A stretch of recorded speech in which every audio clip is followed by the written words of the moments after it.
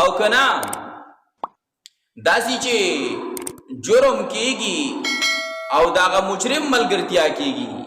کم یو سړی جرم کوي او هغه مالدار دی نو د هغه مجرم ملګرتیا کیږي. کو قتل وږي یو سړی قتل وږي د دنیا قتلونه کیږي، قتل و غارت شروع دي، قتلونه د ورځې چې د پرانا سترګو خلک چې د قتلونه کوي او دغه رنګ په داسې ځایونو کې چې بالکل کلم کله چې د هغه خلک قتلونه کوي خو سزا نشته دی. او چې کوم قاتلان دي هغوی خو کلاو ګرځي، سزا ورله نه ورکړی کېږي بلکې د هغوی چې طرفداري کېږي، د هغوی ملګرتیا کېږي. نو د دې د وجې نه خلک په دغه اړو پروا نه کوي، د ورځې او شپه لګي دي خلک قتلونه کوي.